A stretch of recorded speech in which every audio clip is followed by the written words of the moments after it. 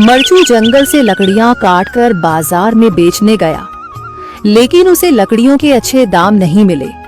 इस पर मरचू ने कहा, अरे भैया, इतने कम पैसे? इन पैसों में तो 2 वक्त का खाना भी नहीं मिलेगा। आप मुझे बहुत ही कम पैसे देते हैं। मैं इतनी मेहनत से लकड़ियां काट कर आता हूँ, लेकिन उनके पैसे मुझे बहुत कम मिलते हैं। भैया, तुम्हारी लकड़ियां होती ही इतनी कमजोर हैं कि मैं इससे ज्यादा पैसे नहीं दे सकता। तुम्हारी लकड़ियों के बस इतने ही पैसे बनते हैं। अरे भैया, कुछ ज्यादा कर दो ना। वो क्या है ना कि इन पैसों का तो कुछ भी नहीं आता। मैं अपनी जिंदगी कैसे गुजारूंगा?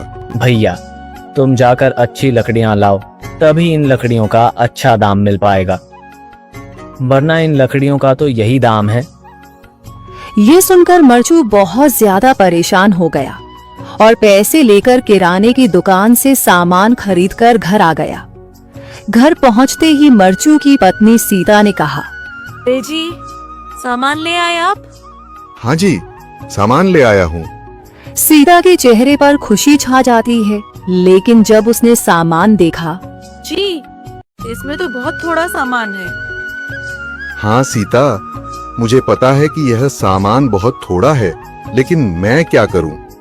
मेरे पास जितने पैसे थे, मैं उतने का ही सामान लेकर आ गया हूँ। इस तरह हमारा गुजारा कैसे हो पाएगा जी? आपको तो पता ही है कि हम कितनी मुश्किलों से गुजारा करते हैं। हाँ, मुझे पता है, लेकिन मैं कर भी क्या सकता हूँ?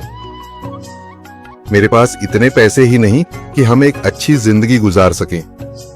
इतनी मेहनत कर रहा हूँ, लेकिन फिर भी मेहनत का फल नहीं मिल रहा। इतनी मेहनत से अच्छी लकड़ी काट कर आता हूँ, लेकिन मुनासिब दाम नहीं मिलता। मैं तो बहुत परेशान हूँ। क्या करूँ? कहाँ जाऊँ? अरे जी, आप परेशान न हो, आप कोई और काम देख लें। मैंने कई बार काम तलाशने की कोशिश की, पर किसी ने भी मुझे काम नहीं दिया। ये सुनकर सीता भी काफी ज्यादा परेशान हो गई। मरचू से सीता की परेशानी नहीं देखी गई। उसने अपनी पत्नी सीता से कहा, मैं फिर से जंगल की ओर जा रहा हूँ। अरे जी, अभी मत जाइए ना, वैसे भी शाम हो रही है। आप कल चले जाइएगा, अभी मत जाइए। ठीक है, अगर तुम रोक रही हो तो मैं नहीं जाता। मैं कल चला जाऊंगा। इसके बाद मरचू गांव में घूमने के लिए चला गया। तभी उसे एक आदमी मिला और उसने कहा, कहाँ जा रहे हो भैया? और सुनाओ, क्या हाल चाल है? जिंदगी कैसे गुजर रही है?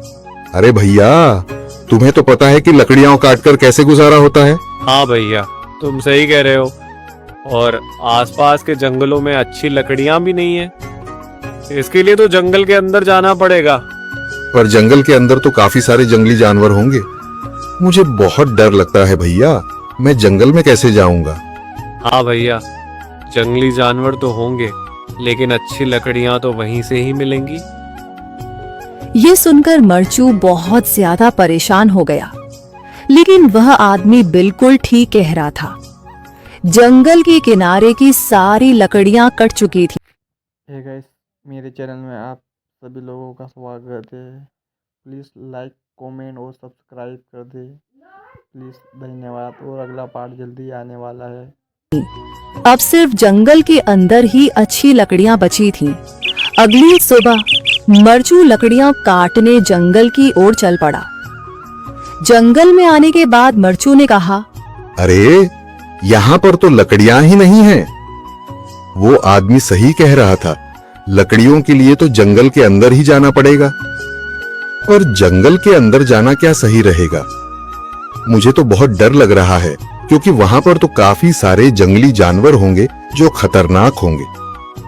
अगर आज मैं जंगल के अंदर नहीं गया तो मैं आज घर पैसे लेकर नहीं जा सकूंगा, और फिर जब पैसे नहीं होंगे तो गुजारा कैसे होगा? मरचू जंगल के बाहर खड़ा सोचता ही रहा और फिर उसने सोचा, अरे, यहाँ पर भी कोई मजबूत पेड़ दिखाई नहीं दे रहा जिससे मैं लकड़ियां काटकर घर ले जा सकूं। लगता है और अंदर जाना पड़ेगा। यही सोचकर मरचू जंगल के अंदर चला गया। अंदर जाने के बाद उसने इधर उधर पेड़ देखे, पर उसे कोई भी अच्छा पेड़ दिखाई नहीं दिया। यह सोचकर मरचू जंगल के और अंदर चला आया।